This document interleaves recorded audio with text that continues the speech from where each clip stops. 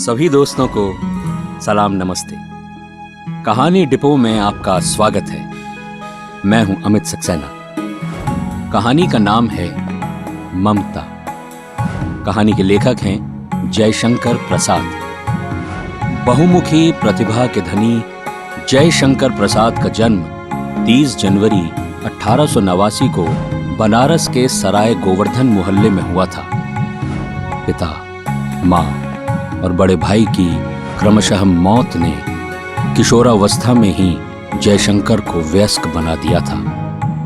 आप जितने बड़े कवि थे उतने ही बड़े नाटककार और कथाकार भी। आपने 14 जनवरी 1937 को संसार से विदा लिया। जयशंकर प्रसाद के जीवन से जुड़ी बहुत सी बातें हैं जिससे हम आपको समय समय पर परिचित कराते रहेंगे। फिलहाल आइए सुनते हैं उन्हीं की कहानी ममता।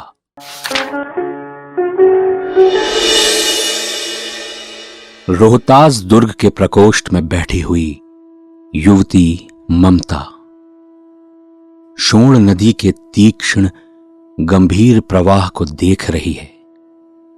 ममता विधवा थी।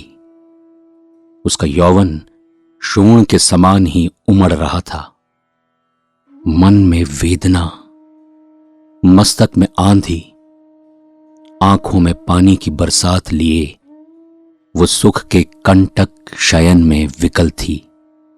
वो रोहतास दुर्गपति के मंत्री चूड़ामणि की अकेली दुहिता थी। फिर उसके लिए कुछ अभाव होना असंभव था, परंतु वो विधवा थी। हिंदू विधवा संसार में सबसे तुच्छ निराश्रय प्राणी है। तब उसकी विडंबना का कहां अंत था? चूड़ामणि ने चुपचाप उसके प्रकोष्ठ में प्रवेश किया। शोण के प्रवाह में, उसके कलनाद में अपना जीवन मिलाने में वो बेसुध थी। पिता का आना न जान सकी। चूड़ामणि व्यथित हो उठे। स्नेह पालिता पुत्री के लिए क्या करें, ये स्थिर न कर सकते थे। लौटकर बाहर चले गए। ऐसा प्रायः होता, पर आज मंत्री के मन में बड़ी दुश्चिंता थी। पैर सीधे न पड़ते थे। एक पहर बीत जाने पर वे फिर ममता के पास आए। उस समय उनके पीछे 10 सेवक चांदी के बड़े थालों में कुछ लिए हुए खड़े थे। कितने ही मनुष्यों के पद शब्द सुन ममता ने घूम कर देखा। मंत्री ने सब थालों को रखने का संकेत किया। अनुचर थाल रखकर चले गए। ममता ने पूछा, ये क्या है पिताजी? तेरे लिए बेटी, उपहार है। चूड़ामणि ने उसका आवरण उलट दिया। स्वर्ण का पीलापन उस सुनहली संध्या में विकीर्ण होने लगा। ममता चौंक उठी। इतना स्वर्ण, ये कहां से आया? चुप रहो ममता, ये तुम्हारे लिए है। तो क्या आपने मलेच्छ का उत्कोच स्वीकार कर लिया? पिताजी, ये अनर्थ है, अर्थ नहीं, लौटा दीजिए। हम लोग ब्राह्मण हैं, इतना सोना लेकर क्या करेंगे? इस पतनोन्मुख प्राचीन सामंत वंश का अंत समीप है बेटी। किसी भी दिन शेरशाह रोहिताश पर अधिकार कर सकता है। उस दिन मंत्रित्व न रहेगा। तब के लिए बेटी, हे भगवान, तब के लिए, विपद के लिए इतना आयोजन, परम पिता की इच्छा के विरुद्ध इतना साहस। पिताजी, क्या भीख ना मिलेगी? क्या कोई हिंदू भूपृष्ठ पर ना बचा रह जाएगा जो ब्राह्मण को 2 मुट्ठी अन्न दे सके? यह असंभव है। फेर दीजिए पिताजी। मैं कांप रही हूं। इसकी चमक आंखों को अंधा बना रही है। मूर्ख है, मूर्ख। चूड़ामणि चले गए।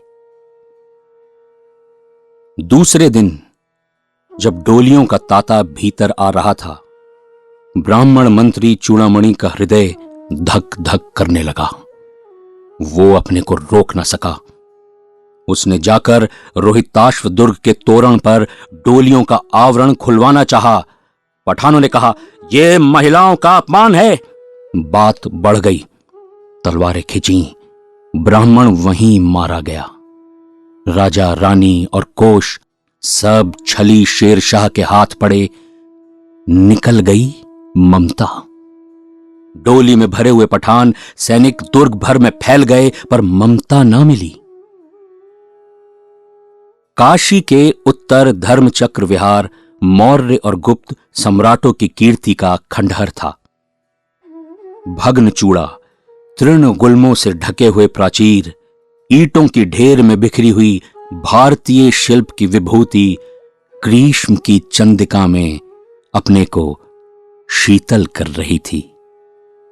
जहां पंचवर्गीय भिक्षु गौतम का उपदेश ग्रहण करने के लिए पहले मिले थे, उसी स्पूत के भग्नावशेष की मलिन छाया में एक झोपड़ी के दीपालोक में एक स्त्री पाठ कर रही थी। अनन्याश्चिन्तयन्तो मां ये जनः पर्युपासते।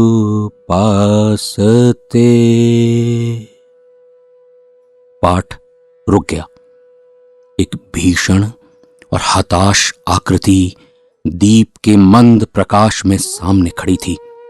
स्त्री उठी। उसने कपाट बंद करना चाहा, परंतु उस व्यक्ति ने कहा, माता, माता, मुझे आश्रय चाहिए। तुम कौन हो? स्त्री ने पूछा। मैं मुगल हूं। चौसा युद्ध में शेर शाह से विपन्न होकर रक्षा चाहता हूं। इस रात अब आगे चलने में असमर्थ हूं। क्या? शेर शाह से? स्त्री ने होंठ काट लिए। हां माता। ओह, परंतु तुम भी वैसे ही क्रूर हो। वही भीषण रक्त की प्यास, वही निष्ठुर प्रतिबिंब तुम्हारे मुख पर भी है। सैनिक, मेरी कुटी में स्थान नहीं। जाओ जाओ, कहीं दूसरा आश्रय खोज लो। माता, माता, गला सूख रहा है। साथी छूट गए हैं। अश्व गिर पड़ा है। इतना थका हुआ हूं। इतना कहते कहते वो व्यक्ति धम से बैठ गया और उसके सामने ब्रह्मांड घूमने लगा। स्त्री ने सोचा, ये विपत्ति कहां से आई? उसने जल दिया। मुगल के प्राणों की रक्षा हुई। वो सोचने लगी, सब विधर्मी दया के पात्र नहीं। मेरे पिता का वध करने वाले आताताई, घृणा से उसका मन विरक्त हो गया। स्वस्थ होकर मुगल ने कहा, माता, तो फिर मैं चला जाऊं? स्त्री विचार कर रही थी। मैं ब्राह्मणी हूं। मुझे तो अपने धर्म अतिथि देव की उपासना का पालन करना चाहिए, परंतु यहां नहीं, नहीं, सब विधर्मी दया के पात्र नहीं। परंतु ये दया तो नहीं, कर्तव्य करना है। तब मुगल अपनी तलवार टेक कर उठ खड़ा हुआ। ममता ने कहा, क्या आश्चर्य है कि तुम भी छल करो। ठहरो। छल? नहीं, तब नहीं। स्त्री, जाता हूं। तैमूर का वंशधर स्त्री से छल करेगा? जाता हूं। ओह, भाग्य का खेल है। ममता ने मन में कहा, यहां कौन दुर्ग है? यही झोपड़ी ना? जो चाहे ले लो, मुझे तो अपना कर्तव्य करना पड़ेगा। वो बाहर चली आई और मुगल से बोली, जाओ भीतर। थके हुए भयभीत पथिक, तुम चाहे कोई हो, मैं तुम्हें आश्रय देती हूं। मैं ब्राह्मणी कुमारी हूं। सब अपना धर्म छोड़ दें तो मैं भी क्यों छोड़ दूं? मुगल ने चंद्रमा के मंद प्रकाश में वो महिमामय मुखमंडल देखा। उसने मन ही मन नमस्कार किया। ममता पास की टूटी हुई दीवारों में चली गई। भीतर थके पथिक ने झोपड़ी में विश्राम किया। प्रभात में खंडहर की संधि से ममता ने देखा, सैकड़ों अश्वारोही उस प्रांत में घूम रहे हैं। वो अपनी मूर्खता पर अपने को कोसने लगी। अब उस झोपड़ी से निकलकर उस पथिक ने कहा, मिर्जा, मिर्जा सुनो, मैं यहां हूं। शब्द सुनते ही प्रसन्नता की चीत्कार ध्वनि से वो प्रांत गूंज उठा। ममता अधिक भयभीत हुई। पथिक ने कहा, वो स्त्री कहां है? उसे खोज निकालो। ममता छिपने के लिए अधिक सचेष्ट हुई। वो मृगदाव में चली गई। दिन भर उसमें से न निकली। संध्या में जब उन लोगों के जाने का उपक्रम हुआ तो ममता ने सुना, पथिक घोड़े पर सवार होते हुए कह रहा है, मिर्जा, उस स्त्री को मैं कुछ ना दे सका। उसका घर बनवा देना, क्योंकि मैंने विपत्ति में यहां विश्राम पाया था। यह स्थान भूलना मत। इसके बाद वे चले गए। चौसा के मुगल पठान युद्ध को बहुत दिन बीत गए।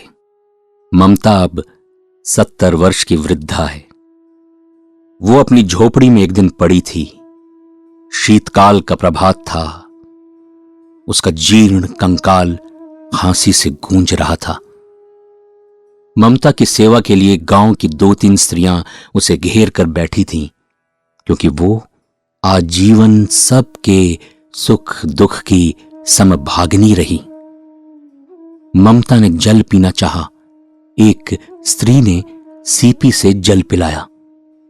सहसा एक अश्वारोही उसी झोपड़ी के द्वार पर दिखाई पड़ा। वो अपनी धुन में कहने लगा, मिर्जा ने जो चित्र बनाकर दिया है वो तो इसी जगह का होना चाहिए। वो बुढ़िया मर गई होगी। अब किससे पूछूं कि एक दिन शहंशाह हुमायूं किसी छप्पर के नीचे बैठे थे। ये घटना भी तो 47 वर्ष से ऊपर की हुई। ममता ने अपने विकल कानों से सुना। उसने पास की स्त्री से कहा, उसे बुलाओ। अश्वारोही पास आया। ममता ने रुक रुक कर कहा, मैं नहीं जानती कि वो शहंशाह था या साधारण मुगल, पर एक दिन इसी झोपड़ी के नीचे वो रहा।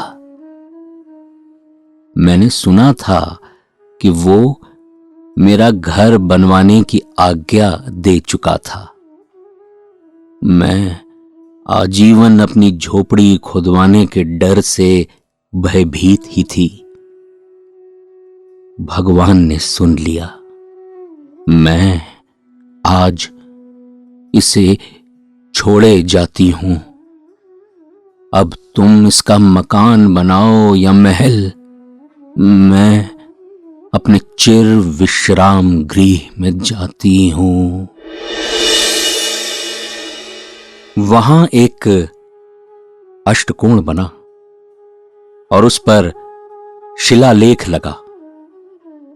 सातों देश के नरेश हुमायूं ने एक दिन यहां विश्राम किया था। उनके पुत्र अकबर ने उनकी स्मृति में ये गगनचुंबी मंदिर बनाया, पर उसमें ममता का कहीं नाम नहीं। तो ये थी कहानी ममता। लेखक जयशंकर प्रसाद। आपको कहानी कैसी लगी? अपनी प्रतिक्रिया से हमें अवश्य ही अवगत कराइएगा। धन्यवाद।